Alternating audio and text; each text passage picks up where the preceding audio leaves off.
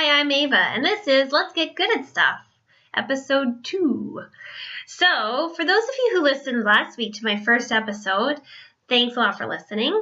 And you probably were expecting an update last week because in my first episode, I did say I'll see you next week. I may have even said this would be a weekly podcast. I don't know. Anyways, I probably should have thought it out before I said that. And I really think that probably a bi-weekly podcast would be better for starting off because at least then I can get a good handle on my projects, have more feedback and more material to talk about. And as I go on, I'll probably have more projects. So, when that happens, I'll definitely think about doing a weekly podcast. And yeah, if I feel like doing an extra podcast every once in a while, I'll do it.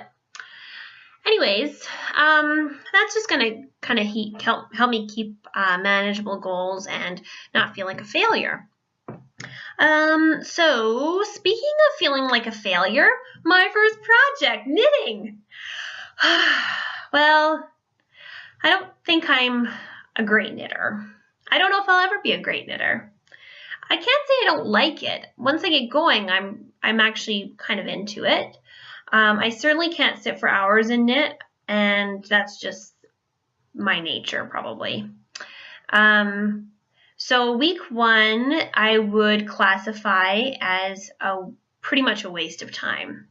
I did knit, but I was using the materials that I already had, which was the plan. That was kind of the point of starting knitting, was that I wouldn't have to go out and buy anything extra.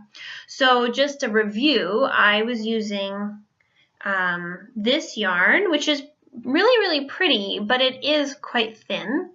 And again, my goal was to make a scarf. So I don't know if this is not the right thickness for a scarf. Yeah.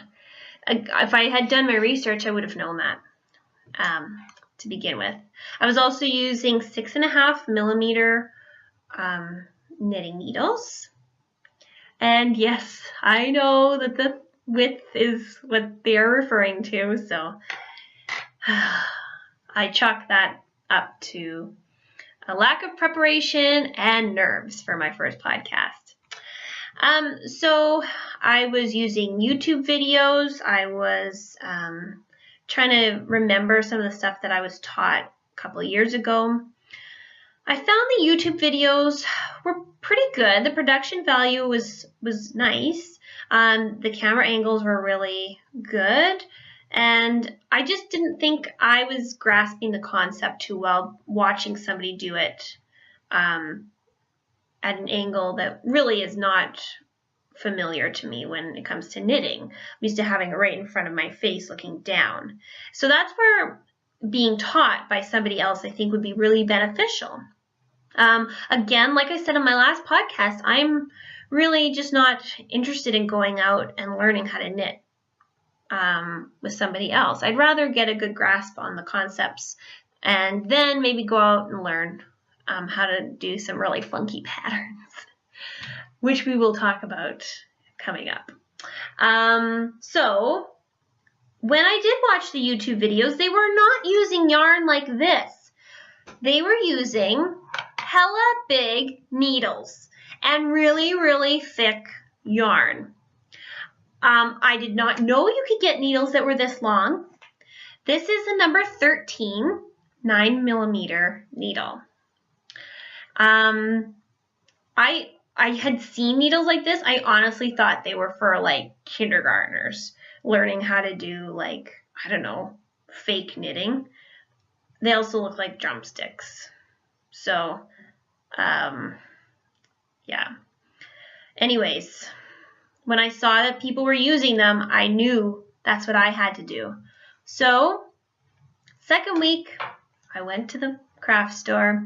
I bought myself some big old needles.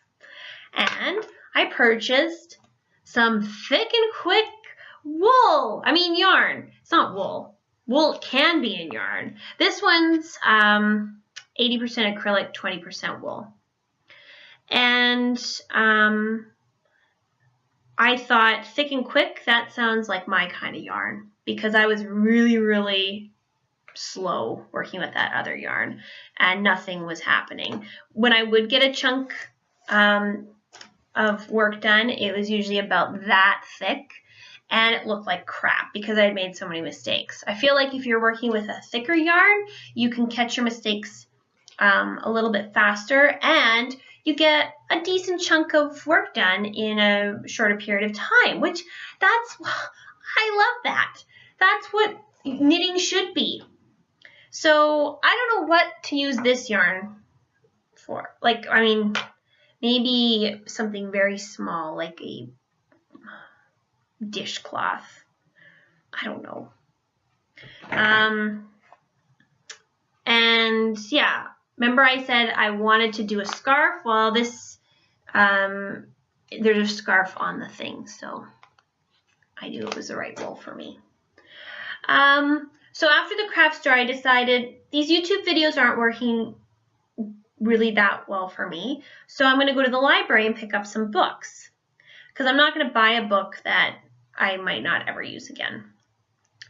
When I was there, I saw a nice section of the shelf in the do-it-yourself and crafting area dedicated to knitting. And there were some fabulous books. I couldn't pick all of them, so I just took a few that I thought were really hilarious. Anyways, the first book I bought was actually because I thought it would be useful. It's called Knitting for the First Time, which applies to me. This is written by Vanessa Ann, which is very strange that it's just Vanessa Ann. Why no last name? Why no last name, Vanessa Ann? That's weird. Anyways, Vanessa Ann. This is a pretty good book. It's got some decent diagrams. It talks about different tools that you need, the equipment, about yarn, how to hold the yarn, which I still haven't really grasped. Grasp yarn. Well, I just hold it whatever way works for me. How to select a pattern, which I will talk about in a little bit. Anyway, so I thought, okay, this is a beginner's knitting book. There's got to be a scarf in here. That's like the most basic thing you can start with. As I said before, it's a straight line. But I will just show you what the first technique is, they call. And that's getting you ready to make a toddler cardigan. Isn't that cute? Oh, well, that's not basic. I don't care what you say, that's not basic. I understand they're trying to teach you how to do like cable cast on and increasing stitches, but that's not basic. Basic is knitting and purling, that's it, as far as I'm concerned. The next one that you can make is a child's cardigan. Beautiful. So this whole thing is dedicated to cardigans and sweaters. Oh, not to mention pumpkins.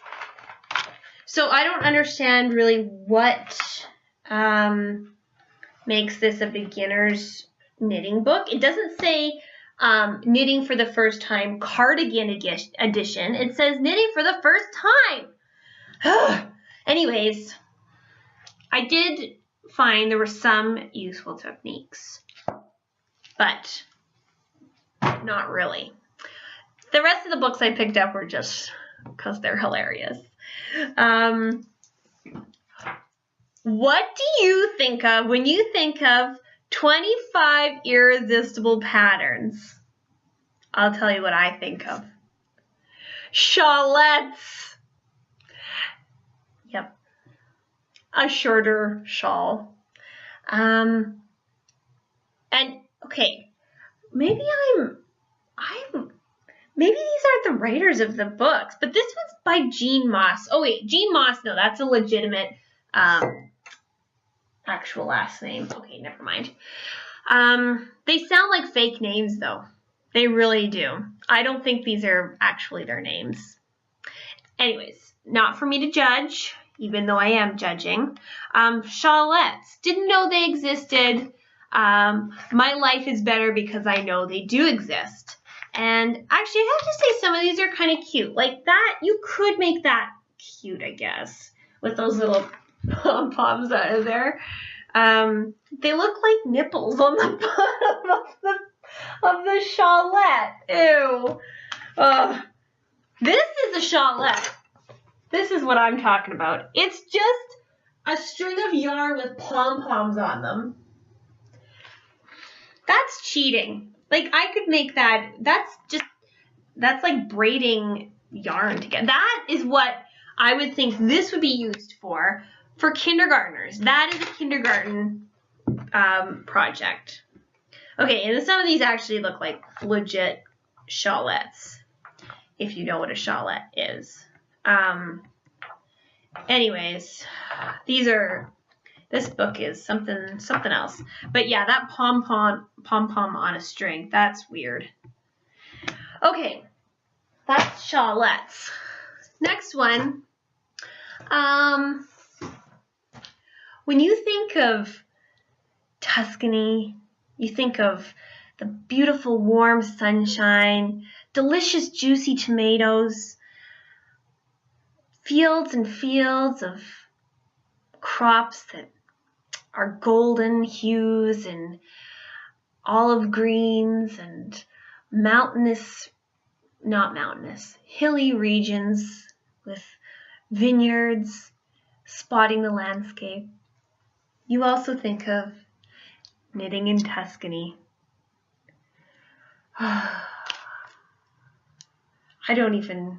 This says fabulous design, luscious yarns, shopping secrets, food and wine, and travel notes. I don't know what knitting in Tuscany has to do with food and wine. I think it's just an excuse for, okay, this is really what I have thought about doing forever, is that one day start writing just for the hell of it, and then go to Tuscany and just write and tell people I'm on a trip, I'm writing, and I'm working on a project, but I have to go to Tuscany so I can soak up all the artistic juices and the ambiance of creativity. And so this is what this lady did. I know for sure, like, this is Nikki Epstein. That's what she did. Like, she didn't think, you know what, people need to know that you can knit in Tuscany. No, she thought, what can I do? I can knit, and I can write paragraphs of stuff. So where do I want to go? And how can I quit my job forever and just go and write and live in Tuscany and live the dream?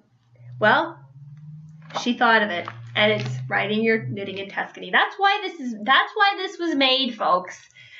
I mean, there's nothing in here that you can't find in. Oh wait, what is it with nipple thingies on shawls? Weird. Those actually look like meatballs. Okay, what else? A felted Etruscan pitcher. I've been to Tuscany twice, and I have never seen a felted pitcher before. These are BS designs. Makes me angry because I'm jealous that she did this. I think, like, maybe what I'll do is I'll find a project like making paper mache butterflies in Tuscany. I'll do it. I'll make a book and I'll take it to the Edmonton Public Library. Okay. The last two are kind of cute. These are not strange. These are just cute, but I would never make any of these. Little mitts for bears to wear. This is so cute.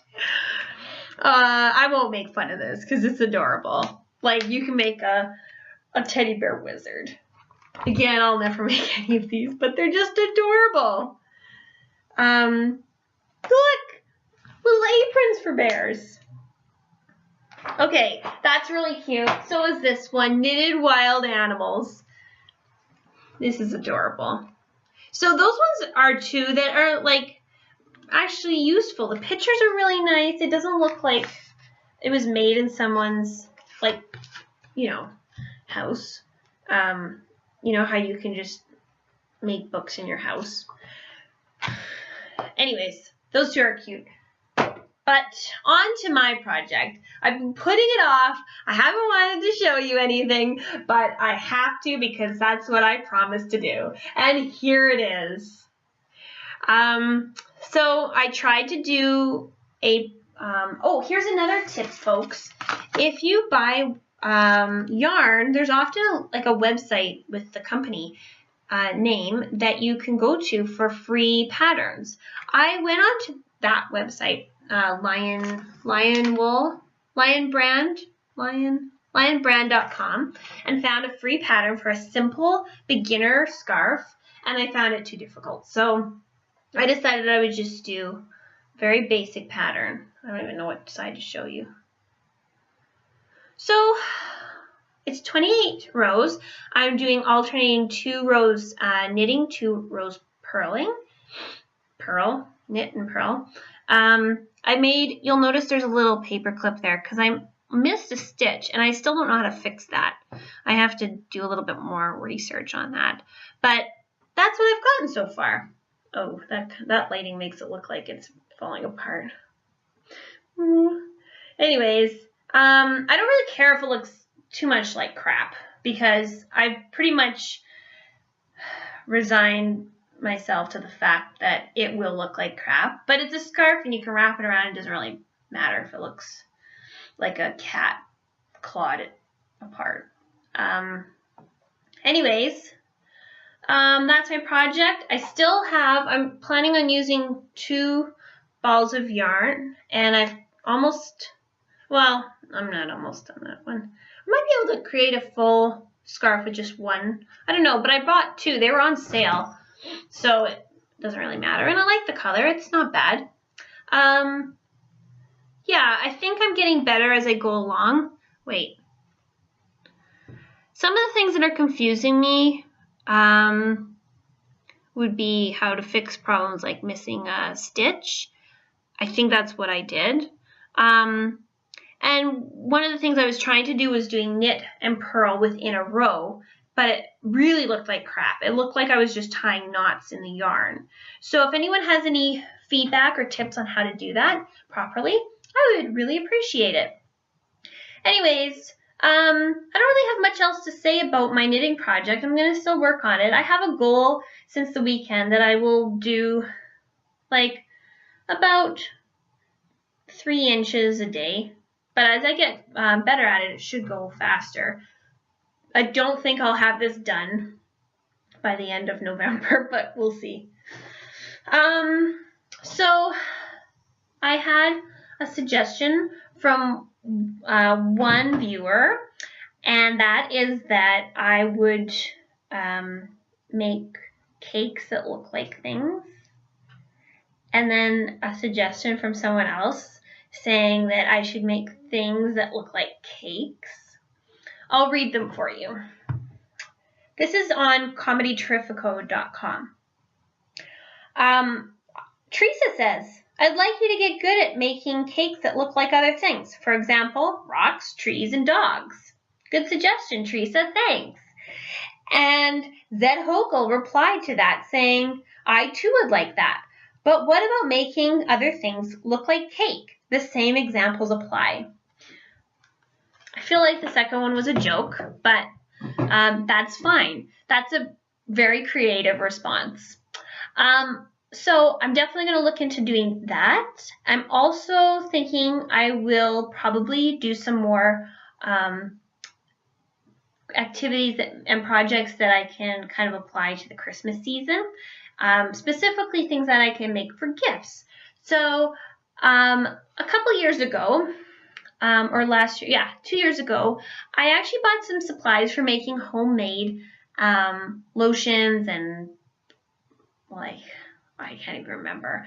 A lot of essential oils, shea butter, all that crap.